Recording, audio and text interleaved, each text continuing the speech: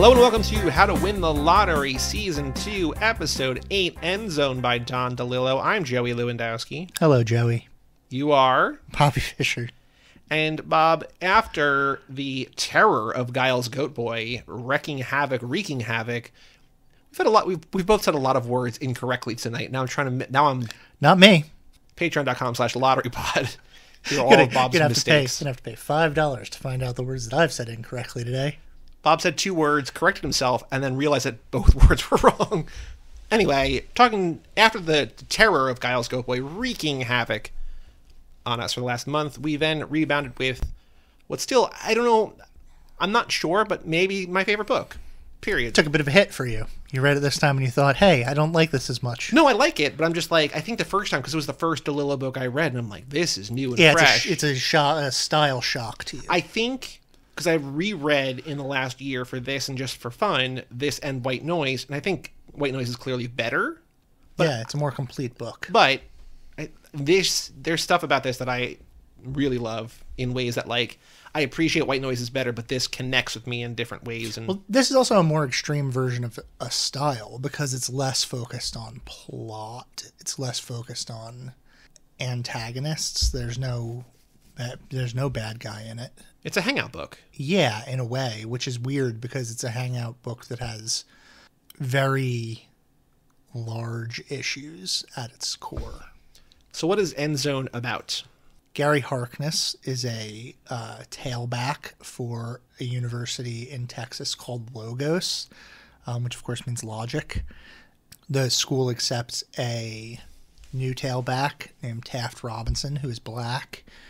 And who's the only black student on the team, and maybe in the school? Yeah, which you're led to believe is going to be an enormous plot issue. And then nothing comes of it really at all. Which I think is another reason why I like the book, because there is very little conflict. But there's like, there are identity politics issues threaded throughout the book, but those identity politics issues aren't centered in racism. They're centered in ideas of what identity is and how you come about it.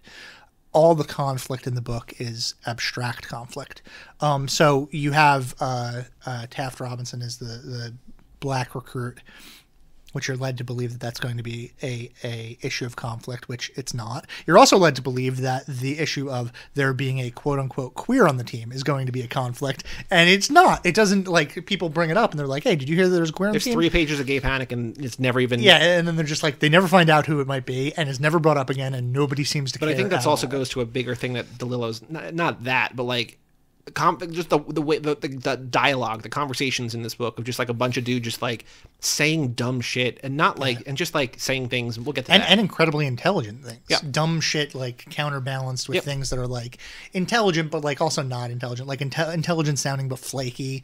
You know, the psychomythic stuff is like, yeah, I don't know that stuff means anything actually, but it sounds smart. Well, I mean, there is one scene where Gary smokes weed in this movie, or not in this movie, Jesus, in this book, but like it's basically just like stoner philosophy for a lot of it, right? It's just like, yeah, it either sounds profound or is profound, and it's hard to tell because it's like everything's said with the same amount of weight and gravitas. Yeah, it's very flat book, very monotone.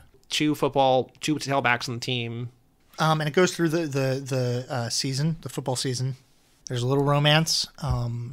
And the core of the book, I would say, is the juxtaposition between this idea of football as a complex system and the idea of nuclear war as a complex system, and the way that language functions within all things. I think it's largely a book about language, but that's not plot-wise. We've pretty much done the entire plot right now. Yep.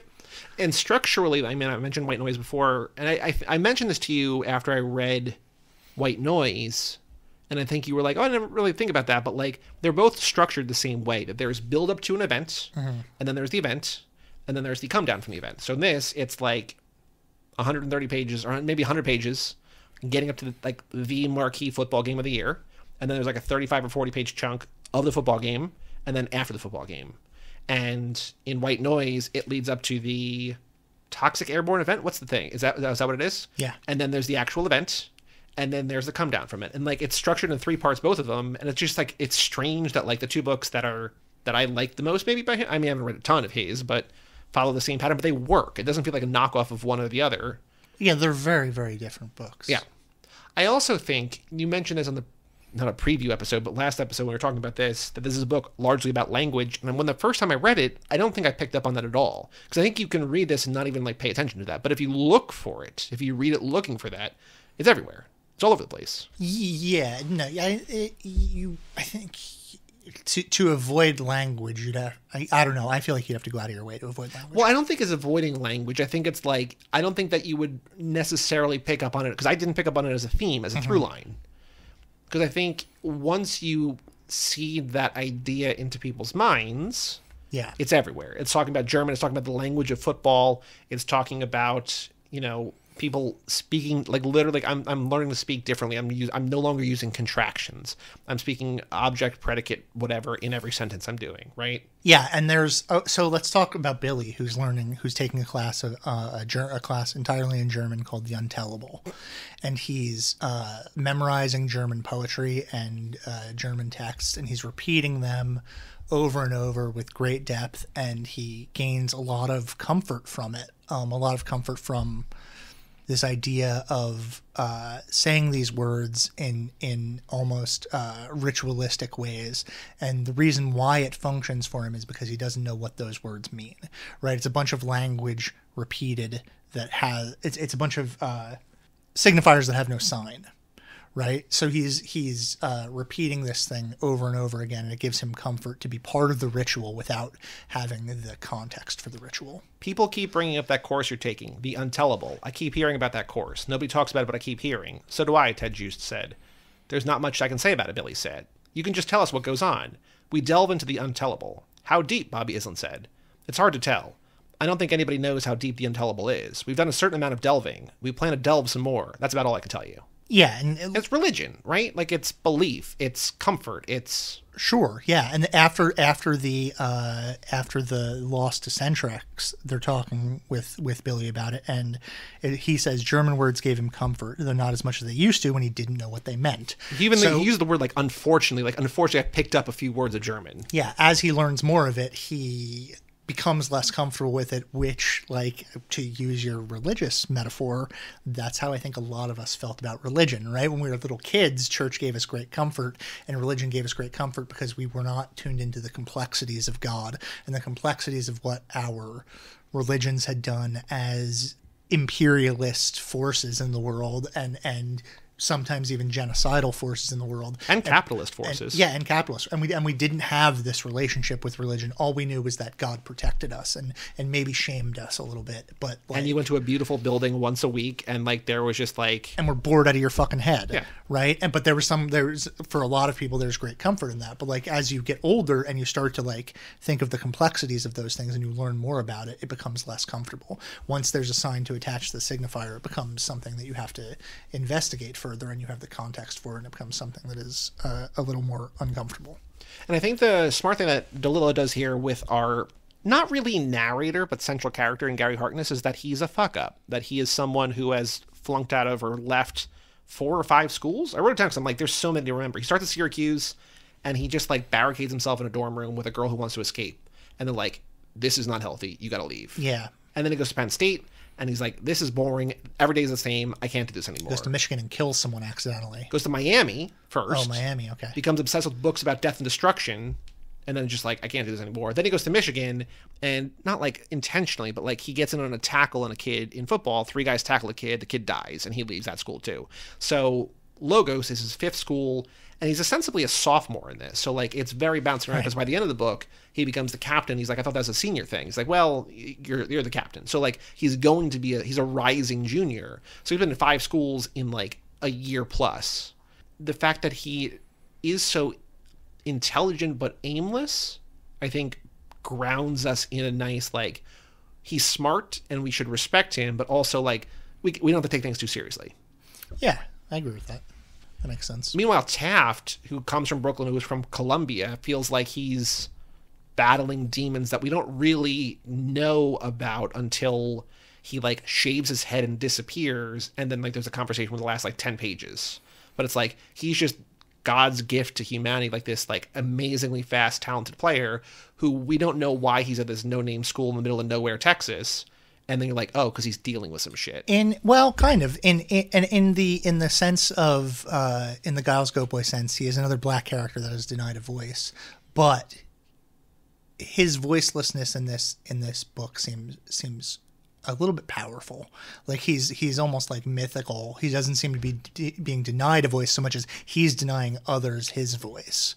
Like his power is derived through his athleticism, sure, but also through his silence, right? Which is another linguistic thing, right? If he were in there talking to people and people were getting to know him and he was using language so that they understood him better, he would become less intimidating, less godlike, less all of those things. I feel like if the book were told from his perspective, and I hope this isn't, I hope I'm not making this comparison just because it's another black character, but I feel like it would be like Open City, which is like him walking around like monologuing to himself and like, this is so fucking boring. Like he's got things to say, but I feel like he's so internal that it would be boring from his perspective. Oh, because he's not talking to people? Yeah. Maybe, sure. And I feel like I struggled with Open City because it's just like, there's got to be more than this.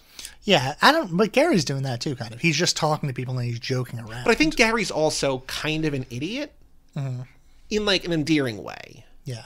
And I think that's what works. He's just like, he just wants to be outside with his fat girlfriend and just like hang out. Yeah. Okay, let's talk a little bit about that fat girlfriend, because you said that like you were, like I was going to bail you out of saying that. So, but that's her trait. That's her one character trait, basically. Wealthy and overweight. Yeah, she's beautiful, but she doesn't want the responsibility of beauty, so she abandons her identity, right? She abandons her identity by gaining a bunch of weight on purpose and doesn't want to be beautiful. And then at the end, she retreats back into that identity by losing weight. So we can compare her a little bit to... her name's Myna Corbett. We can compare her a little bit to is the roommate's name Bloomberg? I don't remember. But Gary's roommate is trying to, quote, un-Jew himself. Yeah. He's trying to divorce himself from an identity that was sort of, all of our identities are put upon us by whatever we're born into, right? Whether it be genetically or culturally or whatever. Like, those are all things that come to us. But he seems to be largely identifying via language, again, because he talks about, when he's talking about unjewing himself, he's mostly referring to language. He says, quote, you take out the urbanisms, the question marks, all that folk wisdom, the melodies in your speeches, the inverted sentences. You use a completely different set of words and phrases. Like, the way to move away from an identity, because I think he's largely talking about like Yiddish syntax and locution and things like that, which is like, you want, I should, and things of that nature. And he's consciously rearranging his syntaxes and his word choices in the way that he presents himself to make himself appear less Jewish. And he's stranded himself in Texas, where there are maybe no other Jews, to do that, to find his own whatever identity he might. Well, I think and that's sort of thematic and symbolic and found all throughout this, that I think everyone, to some extent or other, is here to set a new path. And what they kind of all realize is that, for better or worse, like, they are who they are. Like, the roommate, the teammate who's trying to lose weight to become a better manager is like, I'm better when I'm heavy. Like, I'm better. That's Bloomberg. That's the same guy. But like, it's also, it's the same thing, right? Or like Myna trying to gain weight to hide who she is, or Taft trying to run away from his thing, or Gary trying to, it's all the same thing. It's all, you kind of are who you are, and like, you can like set up a new persona, but like, at the end of the day, you're fooling yourself. Maybe, yeah, I don't know. I think identity in the book is so like, it's in such a liminal space. I think that it's like, transitory in a way. But yeah, there is this notion of you can't really run away from who you truly are. Although you can use language to mask who you truly are, maybe. Yeah. So what do you love about Endzone? Endzone is DeLillo's second novel, which feels crazy. That it's like, he's good this early. It's a lot better than his first novel, Americana? Yeah, in my opinion. Is White Noise considered his best book? Or Underworld? Yeah, one of those. White Noise or Underworld. Mao 2 gets a lot of press, too. White Noise is like his 9th, Mao 2 is like his 11th, and Underworld's like his 12th. Mm-hmm. What do you love about Endzone? I mean, that's what I love. I love like the thematic play of language, and like how language is the world is constructed all of those things, of language. There's something he talks about in, I'm a broken record about this. So actually this may have been something that we've talked about on another episode, but I don't, there's something that he talks about in Point Omega, which is another book of his, where a character is writing a academic paper on baby talk and like how baby talk is the purest form of communication, because all language is a technology that's developed that we have to adjust ourselves to fit within, right? We lose context of what we're actually saying by adapting it to this technology that has been provided to us, whereas babies don't have that. Babies just like are. Yeah, if a baby feels shitty, they just make a noise, right? And if a human feels shitty, they have to say like, well, I feel shitty because, and then you have to give reasons for why, instead of just like doing like a primal howl, right? And the like I think that theme, which is in Point Omega, which is like one of his most recent books, exists all the way back here in this book with this stuff with German language stuff.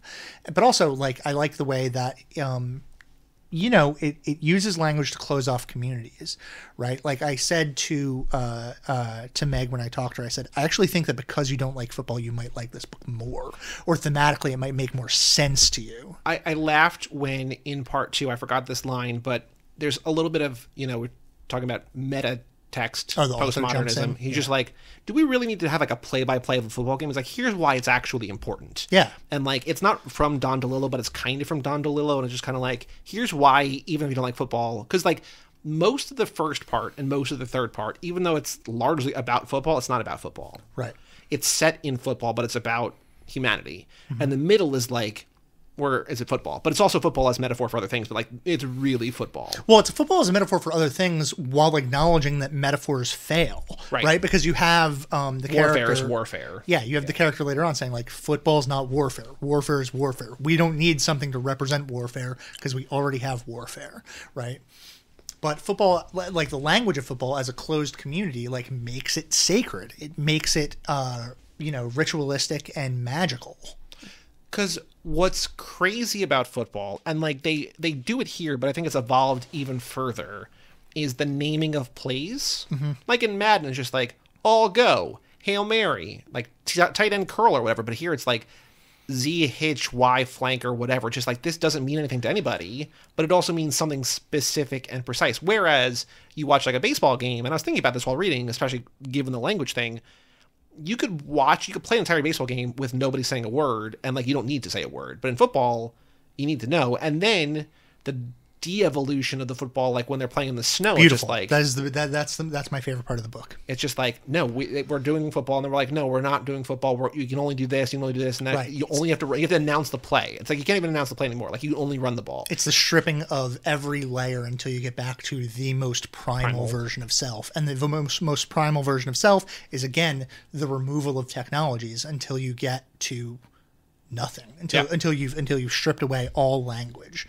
And Gary's also like commenting on that. It's just like, yeah, I got no arguments. Like that makes sense to me. Like he likes I think he likes not thinking, because I think he's trapped in his mind of overthinking things. Just like, no, it's a running play, and it can't be a double end around, it can't be an end around, it can't be a fake. It's just this guy is doing it. And yeah, you can't even be start like doing sweeps. You have to like go right up the gut. Yep. It's funny because, like, something that I think of a lot is when people talk about, like, dumb jocks.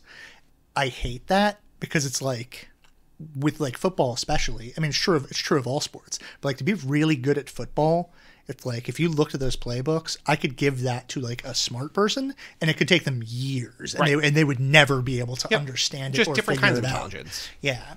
So, like, it's that's interesting, too, because it's, like...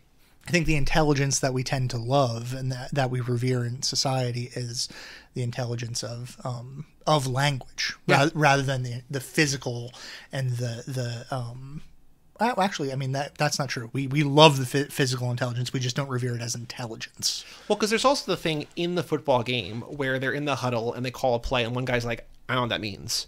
They're like, where were you? He's like, I was at the dentist. And it's like, oh fuck, okay, here's what you're gonna do, and like.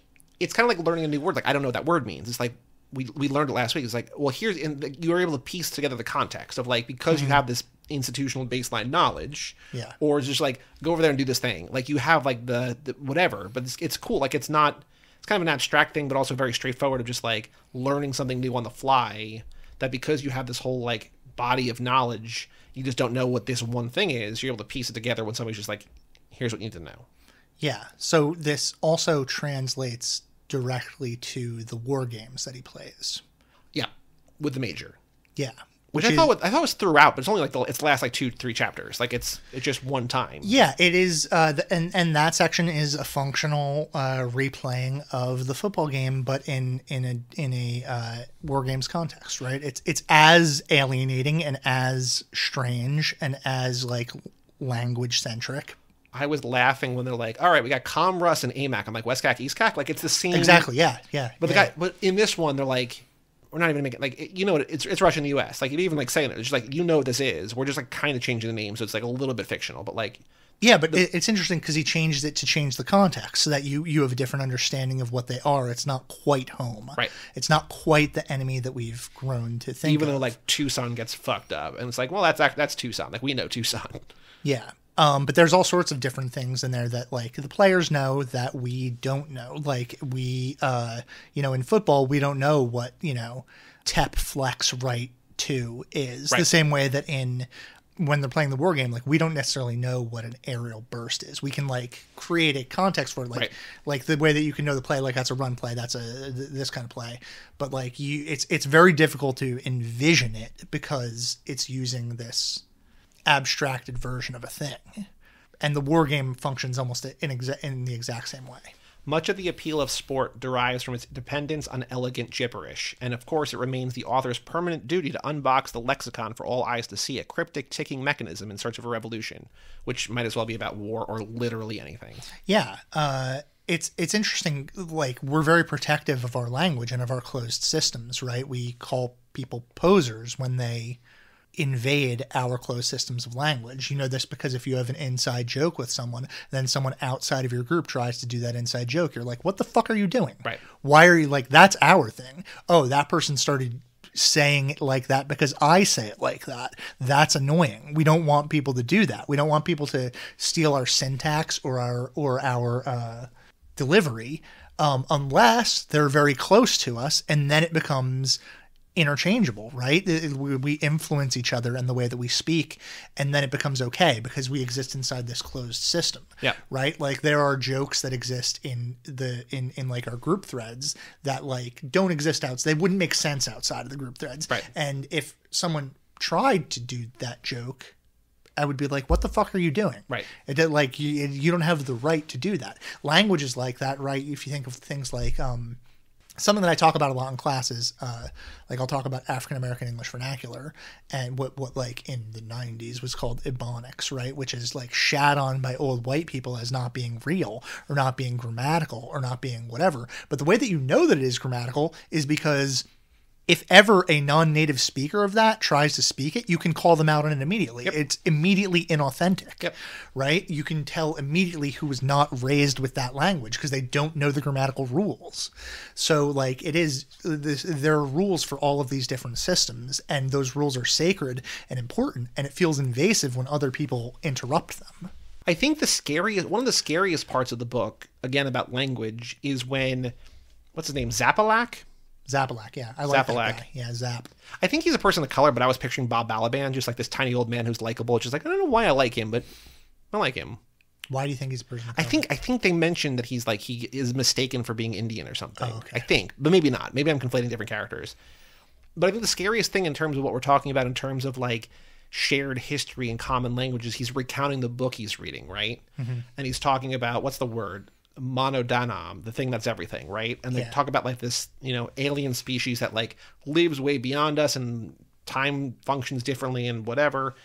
And then all of a sudden they just like deleted a word, and just like the brain, he says, this duplication goes on and on for what we would call millenniums until suddenly, without warning, one of the words erases itself. The brain didn't order this and doesn't comprehend it. The word just erased itself and no longer exists. There is no record of it. And I feel like that's just scary to think about in any context. But I think also, this is a tangent now, but one of my favorite things that I've discovered in the last year through some friends and through some internet things is this thing called racer trash, right? which is this online editing, radical online editing collective, whatever they call themselves. And they just like remix movies and they like chop them and screw them and like put all these filters on, and like they do these like this crazy art thing, which is like this like creative expression release during the pandemic. And they've realized recently, they've announced recently, by the time this episode comes out, it'll definitely be done, that they're no longer going to do this. Like they're stopping. And these things sort of live ephemerally only through Twitch streams, and they don't archive them. It's just they're live, then they're gone.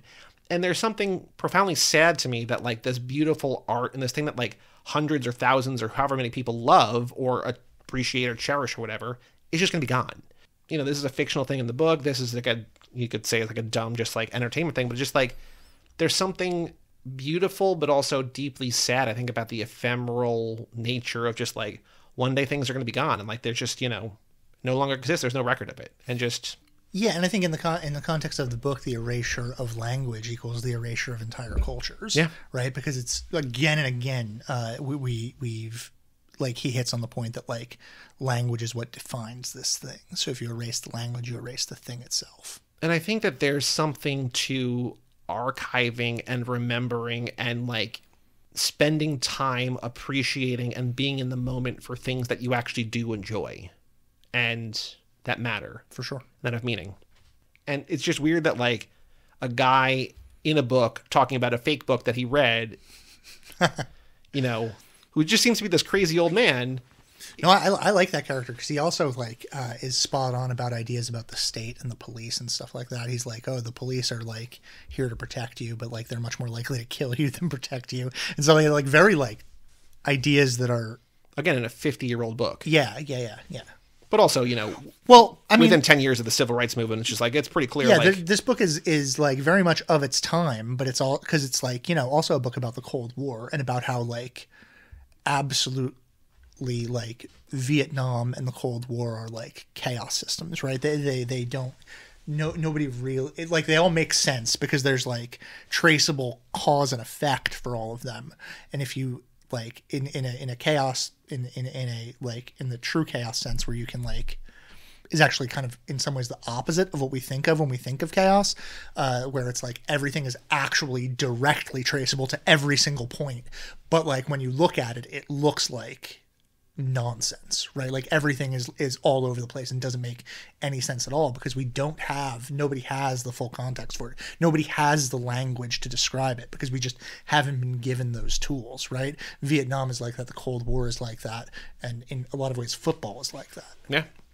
In spite of all that fear, though, there's also, I think, one of the funniest things I think I've ever read in any book. And I don't know that I think it's meant to be funny, but I don't think it's meant to be as funny as I think it is. I think I might have mentioned this to you when I was reading it the first time. But toward the end of the book, he's named captain. We talked about that. Yeah.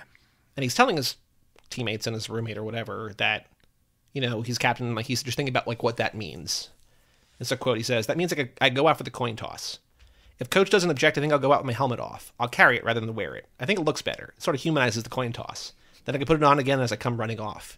And I think that's so funny because it's the dumbest thing to think about, and it matters so much to him. He's just like, well, because he's thinking in terms of symbols again. He's thinking like that's like a warrior type thing to do, right? I think at multiple points they refer to football players as warriors. Yeah.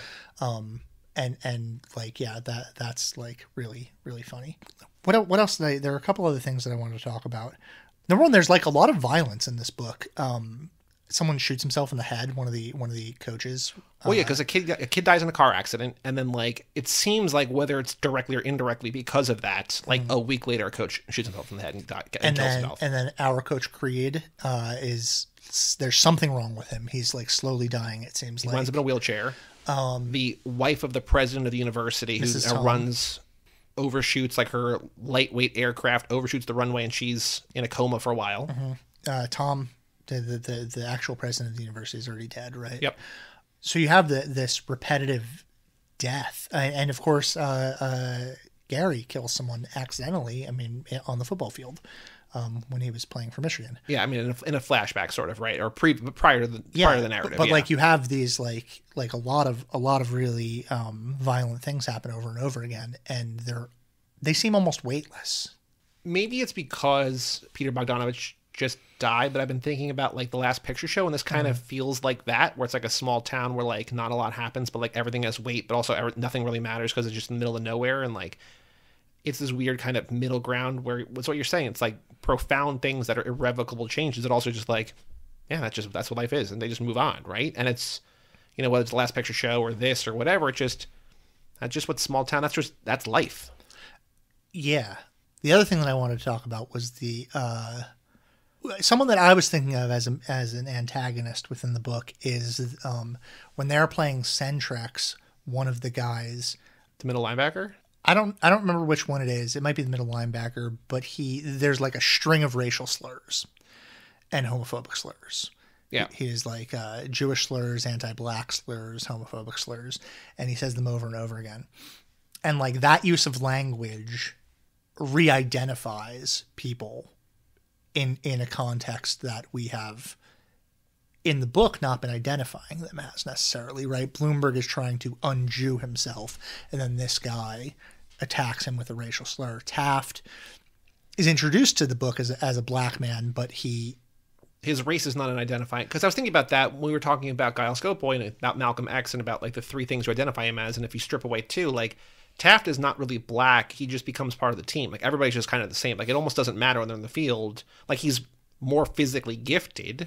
Right. It's not, yeah. And that's important because the book is not realistic in that way, which is to say that like, that's by design. Taft desegregating this school, his race would be like a much larger deal. The same way with the rumors of there being a gay student would be a much larger deal. None of these characters are realistic in a sense. You can think of like a great nonfiction book is Friday Night Lights, which is Texas football, and it deals with race. And the main character in that book, Boobie Miles, is like the future of Texas football. He's like a highly touted recruit running back. Everyone in town loves him. This is like a profoundly racist town, but everyone in town loves Boobie Miles until he blows out his knee. And when he blows out his knee and he's no longer an asset to them, they stop caring about him, and he starts to become the victim of racism over and over again, which means that when he was not being the victim of racism, he was still the victim of racism because he was just getting used by white people. Sure. Which is like, you can make that argument about like a lot of professional sports in general, right? That like sports has for a long time exploited black athletes. Well, it's like you think about specifically like the Utah Jazz, like Salt Lake City, a very white town. Like Karl Malone was their hero for like 2 decades. And like, if he wasn't good at sports. Yeah. I mean, you think of that scene in Do the Right Thing where Mookie is talking to John Turturro's character. Spike Lee, the director, plays Mookie in the movie. He's talking to John Turturro's character, and he's saying, like, John Turturro's character has been really racist for the entire movie. And he says, "Who's your favorite singer?" And he's like, "Prince." "Who's your favorite athlete?" And I don't remember who he says, but it's another black athlete. Let's just say Patrick Ewing. And who's your favorite? And he keeps asking him who his favorite, and like every time he asks him who his favorite so-and-so was, it's another black person. Yeah. And like John Turturro has to say, like, you don't understand, like those people aren't black. Mookie's like, wait, what? And he's like, well, I know they're black, but they're not black like that. So like that's like in Friday Night Lights, it functions in that exact same way. They get to view Boobie Miles as an icon, but once he's no longer functional to them, once he can no longer bring them joy, he becomes they no longer have to hide the pretense. And so he becomes the victim of their, you know, they no longer like are interested in him. He's also the victim because this is getting way away from End Zone, but like he's also the victim because his entire life he'd been like passing classes because he was good at football and things like that. So he was never given any education because of his physical abilities. And then when his physical abilities stop and all of a sudden he's in English class as a senior, they're just like, well, you fail. And he's just like, what? You never gave me the tools to pass. Doesn't have anything to do with Taft Robinson, but I'm just saying like this is also Texas football, which is significantly after when this book was published in the Friday Night Lights takes place in the 80s. So it's like End Zone is not a realistic book, and it's not meant to be a realistic book. Well, it's symbolic of a lot of things, right? Yeah. I also think it's funny, and I think it ties into this conversation about after they lose the Centrex, they hire like a sports information director, basically just like to pump up the school's PR. And this guy knows nothing about football. He's just like, I just know stories. Right. Thunder and gore. Thunder and gore. Gary and Taft. And just like, but Gary's like, yeah, but I'm not good. Like, I'm not good at football. Like, Taft is good. Like, focus on him. He's like, no, but this is the story. And it's just like that same kind of thing where it's just like, they're being used because they're just objects, even though the meaning for them is irrelevant. It's just like, yeah, they like being object. Like in some way, they like being objects because they're reaping the benefit of it because they get to play a game that they love. But like ultimately, it reminds me, frankly, of we talked about this a little bit, but I just finished Emily Ratajkowski's book of essays called My Body, and it's like largely about the ways in which she's dealt with that, the ways in which she's like benefited from the use of her body as a supermodel, but also the ways in which like she's been treated as like a total piece of shit because of that. Sure. Like people are incredibly mean to her because they find her beautiful. They're right. angry that she's able to capitalize on this, and somehow it's different when someone capitalizes on their body than when they capitalize on like, you know, you would never look at someone who is like super good at math and being like, you're just exploiting your ability of being good at math, rather than like you're exploiting your ability to like look good in a bikini. Yeah. This is not, but it's ultimately not that different. Right. What's up with the end of this book? Oh yeah, the last paragraph. I don't know. So the last paragraph, I copy this.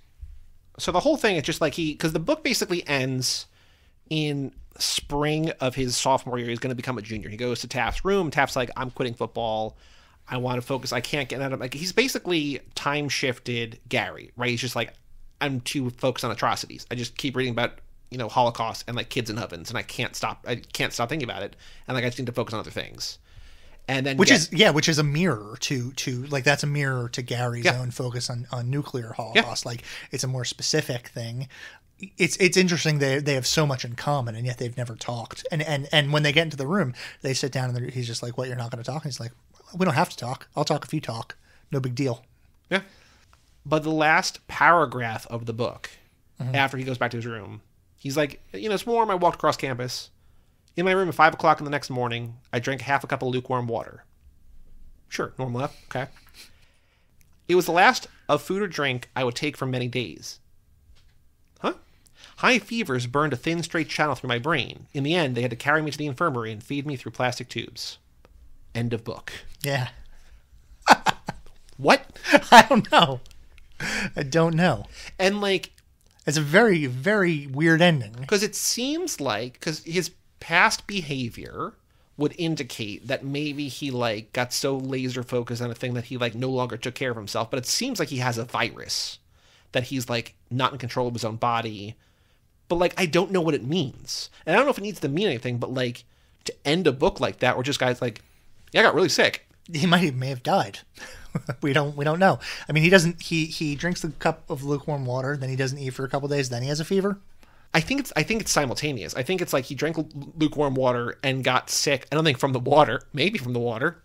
Maybe, remember that I told you that story about my history teacher, like leave a glass of water on your counter and for the semester, and if you drink it, I'll give you an A. It's like, it's going to be filled with bacteria. He's like, yeah, that's the point. Maybe he drank that water, got really sick. I don't know. He's like, it's the last food or drink I would take for many days. High fevers burned a thin, straight channel through my brain. I think that's happening at the same time. I think he's just like, he went back, wasn't feeling well, drank water, got real sick, and then he had to be like fed through plastic tubes. Yeah, I don't know. Maybe that's just about like, I kind of love it. The helplessness, the hopelessness of just like, you can't control everything, you can't control anything. Yeah, I think that makes sense. Still weird though. Yeah. Do you want to? What do you want to do, Megs? Well, I want to do one other. I want one other note. Just like in Prep, they play Assassin, but it's bang, you're dead, and it's cool. Oh, yeah. That's something that I thought about a lot, actually, because again, that's a fucking language thing, right? It's not like in Assassin you have to touch the person, but in this you have to say. It's about the sound. It can be about saying bang, you're dead, but then it becomes about the sound. That thing that boys do where they imitate the sound of gunfire, right? A sub vocabulary just explosion that indicates something, right? It's a signifier for violence, and people play at it. And there's something beautiful about that. And it, again, mirrors Prep. I've played the game in Prep. I think we might have talked about that, but like when I was at Rampo, like we played Assassin. Mm-hmm. It's fun. This just seems cooler, though, because they're all just playing. And it seems like this is... Well, it's more childish. But it's also more adult, I think. Okay, because because, like, I think if you're childish, like you're like, you missed. You didn't shoot me. You missed. Right, yeah. This is just like, you can die every day. You can die 10 times a day. Yeah. It's just somebody comes up to you. It's just like... And there's pride in dying well. Bang, you're dead. And then like you fall to your death. And when he's killed from behind and he sees Taft later on, he doesn't know who kills him, but he hopes that it was Taft. Yeah. Because they have a weird connection. And like Gary in his head is like, I see a lot of people I could be killing, but I'm like, I want to make it meaningful. Yeah. And like they talk about the kid who like rolls down the hill. Yeah. It's cool. There's something beautiful about it. Yeah. Bang, you're dead. Yeah, let's read Egg's email. We have an email address, lottery@cageclub.me, and Meg apologized for the length of this email. I've been warned that this is long. First line, I enjoyed the act of reading this book. Not I enjoyed reading this book, the act of reading this book. I don't know what that means. I didn't read the email yet. Let's find out. Reading it right after Giles Goat Boy was like a balm. However, when it came to the end, I texted Bobby to see if the version of the book I was reading was correct or if it got cut off before it was finished. That reminds, like, the Bang Bang episode we were just listening to, it ends in the middle of a bit. It's just like, it's a mistake. So I can see where Meg's like, is that the end? Mm-hmm. When I finished reading it, my initial reaction was dislike, and that dislike colored how I felt about the rest of the novel. However, the act of writing this email and thinking back on it has made me come around a little. There are about 1,000 subtleties I subconsciously picked up on, but only realized when reviewing the quotes I highlighted. I apologize if this gets a little lengthy. Well, I can tell you right now, Egg, cut down on the apology. Let's just get into it. That's like 110 words of just like, sorry this is such a long email. Yeah, well, now we've wasted many more words condemning Egg for apology, so... I guess I should have expected more subversion when the novel started out talking about Taft in such detail, but then we only have one conversation with him at the very end. Even though I think 2% into this, like, the Kindle thing is like 2% in or whatever, one of the very first things I highlighted, maybe the very first thing I highlighted, and so Taft Robinson, rightly or wrongly, no more than haunts this book. Like, the book right up front is just like, he doesn't matter. He's just, he's in the background. He matters the way a ghost matters. Right. He's haunting us. Yeah. So it's just like, if it puts him in a context. Mm-hmm.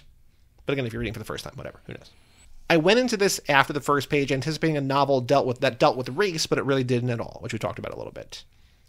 The book reminded me a little of how I felt when I read The Man in the High Castle, in that it doesn't feel like a novel, but like something else. For me, End Zone felt more like a meditation than anything else. The fact that all the characters had the same kind of speech patterns, mm-hmm. and there were lots of moments when the dialogue had a chanting effect. Like when Veach says, hit somebody, hit somebody, hit somebody. Or when Gary's talking to Taft and Taft says, silence words, silence, silence, silence. Yeah, and you get there's a lot of repetition in a way, like when they talk about the details of the plane crash, too. They talk about her overshooting. I love that. And like multiple people come in, and then they repeat the same thing, and they go back, and it returns. It's very much like poetry or like a chanting. Yeah. It's also funny times where, like, because Gary's like, no, we haven't heard. And like, they just had the conversation. Yeah. And he's just fucking with them or whatever. Or like, yeah, we know. Or like when they go down to the other guy's room, they're like, he's got the bug collection, right? And the one guy's just like, you tell him about the scorpion. He's like, okay, here's the scorpion. Okay, you tell him about the beetle. There's something beautiful about that because it feels real. Yeah. I also, has nothing to do with Egg's email, but just something that I really thought was funny was like, every time that someone like goes to Gary for advice or something, he's just like, they're going to kill you, you piece of shit. They're going to like cut your head off and shit down your neck. Like, you're dead. They're going to destroy you. You suck and they're good. You're the worst. They're the best. You have no chance. And they're just like, are you serious? Like, no, I'm kidding. Yeah. Like over and over again with that. Every single time. Yeah. Like, again, very smart, positioning himself as an asshole or dumb. Might actually be dumb. I don't know. But like, he also is smart. He's just like... No, he's not dumb. He has like perfect scores in the like nuclear stuff. He cares about what he cares about. Yeah. And one of the things he cares about is fucking with his friends. Yeah. Let's turn to Meg's 14-page email. The book itself is interesting because you can see that Gary is, quote, othered by almost everyone in the novel. You can tell there's a distance, but DeLillo is able to do that without... Has she read other DeLillo, do you know? No. You don't know, or she hasn't? She hasn't. Without making Gary's speech patterns different than everyone else's. The subtleness is impressive. There's a connection at first with myna. Myna? I say myna. But when she gives into the, quote, responsibilities of beauty, he loses his connection with her. Parentheses, there's something to be said about the misogyny of that scene, but I can't be bothered to go into detail right now. The only other character that Gary seems to have a connection with is Taft, which is because he is also, quote, an other. During their conversation, when Taft is talking about, quote, atrocities, I couldn't help but think about the atrocities of Nickel Boys, the events of which I think could have taken place more or less within 10 years of the novel's setting, this novel's setting. Yeah, within 10 years, sure. It felt out of place that Gary and Taft would be on the same page, talking about the same kind of atrocities, but I understand why it was done here. Mm-hmm. I think they're also taking a global look at it. Like, they're concerned things that are beyond just the mundanity of their small town. Yeah, and again, it's not a realistic novel. I looked for the last mention of Bloomberg, roommate, because I thought it might be tied in some way to the conversation above, but instead it ties into the concept of militarize, which is maybe the scariest word in the novel, because it comes up in the beginning and toward the end, too. I agree with him. Seeing that word just written as graffiti is fucking terrifying. And just the word, like, he's like, any word that ends with IZE, I do not like. Yeah. The last mention of Bloomberg is when he says Gary's ROTC manuals, quote, use simple declarative sentences. This refers back to when he was, quote, reading aloud from a child's reader in order to relieve himself of the panic and stress he found himself in when he arrived at the school, saying that he, quote, wanted to start all over with simple declarative sentences. In this way, I believe, DeLillo is saying without saying, a way in which the military takes advantage of those who are overwhelmed. Yeah, that's great. All that stuff is really smart, and I think getting to a lot of the ideas that we talked that I was actually saying a little bit about baby talk and stuff earlier, which is this regression of language back towards a more simplistic thing, because as language gets more and more complex, we get further and further away from what its actual goal is, which is to express what we feel. So, like, you know, the complexity of military language does exactly what Meg's talking about, which is it functions in an overwhelming way with the acronyms and with all of these ways to make places not seem like places, so that you can destroy them and kill people, and you can provide them with the acronym of ComRus instead of Russia, because Russia has people living in it. ComRus has statistics living in it. Right? So it's like creates this like second world where it's the map instead of the territory, right? The map and not the territory is like a famous phrasing. So by complicating language, you dehumanize. And whereas like getting back to very simple declarative sentences from like children's primers and things like that will bring you more at home to humanity and away from that overwhelmed feeling that the military can take advantage of. Yeah. Some other things I thought about while reading this email is already too long to go into more detail. Myna saying that beauty makes you, quote, almost become public property. Again, Emrata thing. Yeah, that fits right in. Taking with Gary describing Taft as, quote, prize beef at the county fair, shows both, that's me correcting myself, not Meg, shows that both Myna and Taft talking about people as being owned. Taft escapes by stopping football, and Myna succumbs by becoming beautiful. I like the phrase yielding an occasional touchdown only as the law of averages. It is lyrical but loaded with meaning. I don't remember any of the character names. Not sure if that's on purpose, but when we're told that Tom Cook Clark shot himself, I did not even remember that character existing. Yeah. Well, you're given a lot. I mean, it's one of those things where it's like, and it's another sports thing where you're like, if you, and we get it with fantasy baseball, right? Where it's just like, who the fuck are these people? There's like, you know, how many people do you have on your team in fantasy 25. baseball? 25 people. So everybody is 25 people. There's 600 roster players. Yeah, 600 roster players. We're supposed to know 600 people. No, not 600. I did terrible math there.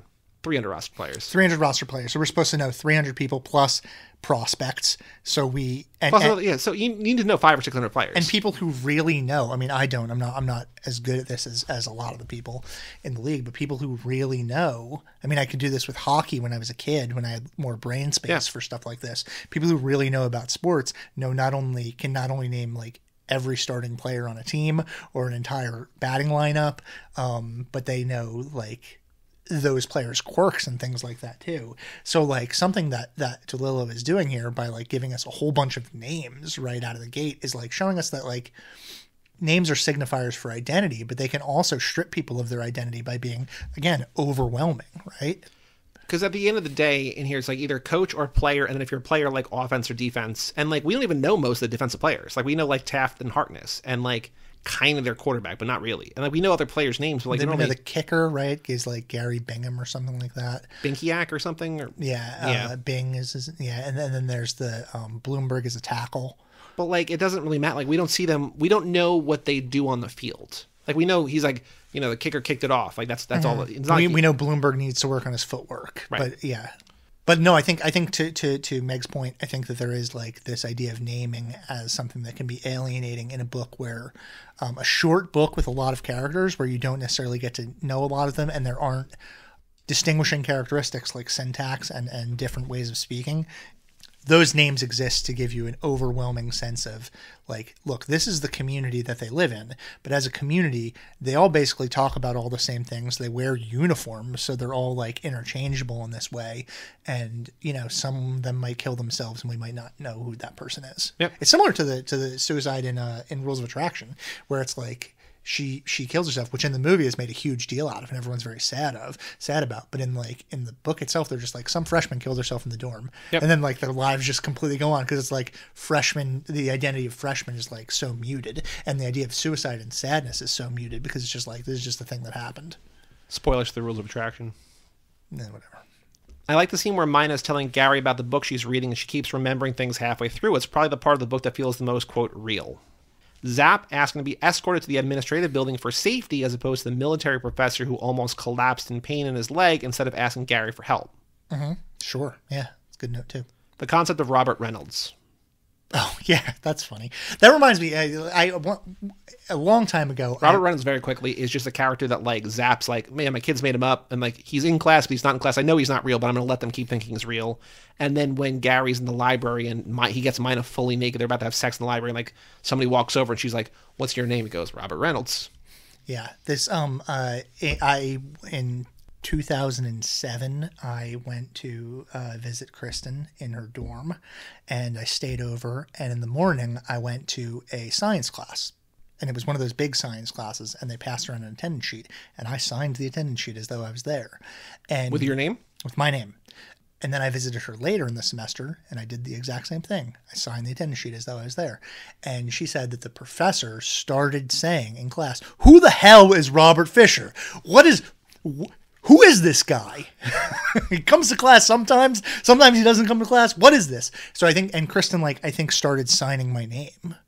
Like when I wouldn't be there and she would just sign my name as though I were. So like over and over again, she was messing with this teacher in the exact same way that this happened. That's really funny. I mean, I like that as a concept too. This person that isn't there, that has this name that exists, but he's, you know, his body's occupied by multiple people. He's everyone and no one. Yeah. Present. The war games scene in the motel, it seemed weird and a little sexual. I think that's the first thing. It's just like, well, I was with the major in the hotel room. It's like, wait, what? That's how the chapter starts. It's like, hang on a second. Like, this guy who's like trying to recruit you, like, finds you appealing in one way. All of a sudden you kick off a chapter like, well, so I was with them in the hotel room. It's like, hang on, what's going on?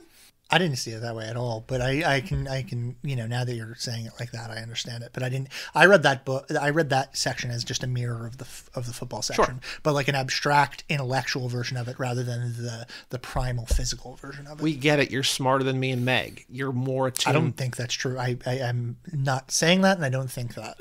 Not completely, but the part where the major asked Gary to get something in the bed made me think about it. Questions from the same scene. What do COM, US, and AMAC supposedly stand for? I mean, Russia. COM Rus and well, she made a typo here. COM, Russia, and America. Yeah. And is the war game really even fair? The major set it up so only he knows how it ends. I don't think it matters. I think he's just there for the experience. Yeah. Right. Because they're like, it's 12 steps, and the 12 steps to read take about like 90 seconds. He's like, it takes 3 hours. Like, they're just like, it's part of like the reenact. It's just like LARPers or like Revolutionary War reenactors. Just or like football. Yeah. Just like you're there. It's for the ritual of it. Yeah.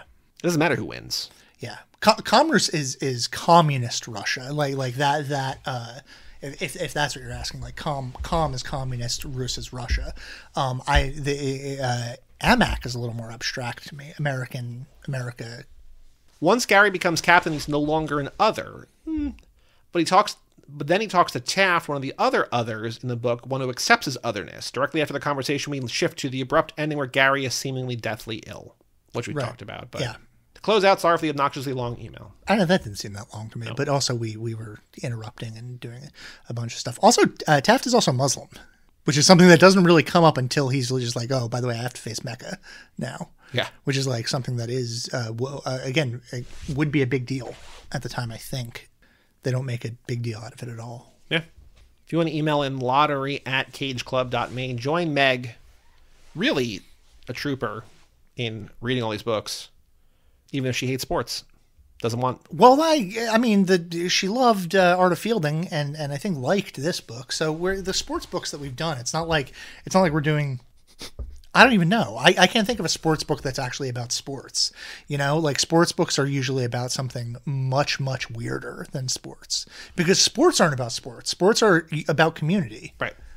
Yeah. Did you think about making? Because it feels like this is a very easy movie to make. That's what. I've heard people say that, but because of my focus on it being about language, making like filming that football game destroys the entire purpose of that football game, because like you have the author's intro where he's like, you know, the reason this is necessary is because it's because of the way that it gets described. Well, you could almost then what you could do is the way. So the last game of the season, Gary gets real high. Mm-hmm. Because mine is like, it'd be really funny and really, really interesting if you got real high. He's like, I can't do that. My timing would be all messed up. My coordination would be off. She's like, you should still do it anyway. And he does it. And that chapter's like 3 pages long. And he walks off. He doesn't. Well, he like kneels over, tries to take a guy's shoe off, and then leaves. The coach is like, what was up with that? He's like, I was hungry. He's like, nah, I don't believe that. But he never really explains why.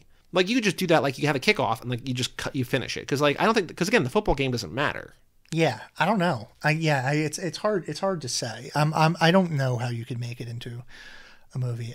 Again, it was going to be a movie starring Josh Hartnett as Gary Harkness. Yeah, and Kat Dennings as Myna. There's an age gap there between those two for sure. I don't know. Again, I don't. It's not a movie that I necessarily want to see. I think a reason I love this book so much is that it reminds me so much of one of my favorite movies, like top five favorite movies, and Everybody Wants Some. Right. Which is a Linklater hangout movie about a college baseball team in the 80s. Yeah. That largely, like this, a lot of this book takes place before the school year. Mm-hmm. Like that book, or that movie ends on the first day of school. And there's like a bunch of parties, but like the baseball players all show up. They have players only practices, and they go to a couple parties the night before, and then like it literally ends in the first class of the year. And this, like, there's school, but like there's a lot of them just like hanging out with themselves, like, you know, before like summer training camp or whatever, and then kids show up and that's whatever. I think it's easy. I think Linklater could make a movie like this because I don't think it's about football. I think it's about just like the brotherhood. It's a hangout book with nuclear tension. Yeah. Which I think like all of his things are about other things like that, you know, it's about a bunch of different things. So Linklater could do it. I think so. And he'd probably be the ideal person to do it because he also has pretty high literary aspirations, right? He's adapted Philip K. Dick. He's adapted... Where'd You Go, Bernadette was him. Yeah, the less said about that, the better, probably, right? Did you see that movie or no? I didn't. That's fine. I read the book. Liked the book a lot. The movie's okay. Didn't watch the movie because it got Kate Blanchett's not going to make a bad movie. It's just like I don't know why. Yeah, I heard that bullshit. Kate Blanchett won't make a bad movie. So who are you picturing as Gary or Taft or Myna? I wasn't really picturing Gary or Taft or Myna. Cop out. Again, this is another thing where it's like the people that we. Oh, okay. You know, he's too old. But, like, Taylor Kitsch would have been a good Gary Harkness. Not just because of Friday Night Lights, but because there is, like, he has a real physical presence, and he has, like, a laid-back, kind of laconic delivery to the way that he speaks. Taylor Kitsch as Gary Harkness, even though he's, like, 35, 40 years old. Well, all these things are messed up. My guys are 30 or whatever. But I think because he's, like, I was trying to picture, like, a fuck-up who's also, like, athletic and handsome and whatever, and also kind of, like... I don't know the word I'm looking for is here, but just sort of like aloof, maybe? I was thinking Miles Teller. I don't think he's athletic at all. I can't picture that guy being athletic. But I don't think, like, I think Gary, I don't know how athletic Gary actually is. He's good enough to play for Michigan, right? Yeah, I guess. But I just had in my head Miles Teller, and then I was just like, oh, we'll just get a Fan Four Stick reunion, and I was picturing Michael B. Jordan as Taft. Well, Michael B. Jordan could play also Taft. From Friday Night Lights. Yeah. Also too old at this point. They're all too old. Yeah, it's like impossible to because these are all kids, so you can't. You're never gonna. And then I don't think it was fair to like cast Myna because it's just like who's a beautiful fat actress. Yeah, well, I don't know. I mean, again, yeah, I have no idea. That's it's like one of those weird. It's things. Unfair, I think. And then she has to like lose a bunch of weight. So I really have no idea. I don't think it's fair, but I was just thinking like Miles Teller and Michael B. Jordan, but I also don't know that it matters. Mm-hmm. Yeah, again, like I think something that I was thinking was cast it with a bunch of unknowns because it does not matter if the delivery is completely wooden. Yeah. Because the dialogue is wooden. So just say the dialogue like it's written. But the dialogue is like beautifully wooden. Right. But you're going yeah, it's like You can't have. I don't know that you could really have non-actors. it's going to be like The Counselor, right?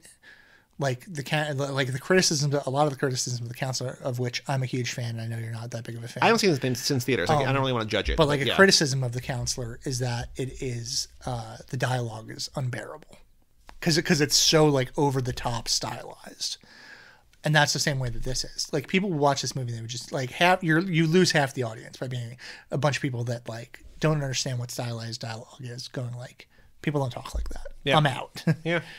Although when people do have movies where people talk like people get mad at those too. Like mumblecore movies, people are like, what are all these people with the fucking ums and likes? Why are they talking like that? They don't want that. No one's happy. Yeah.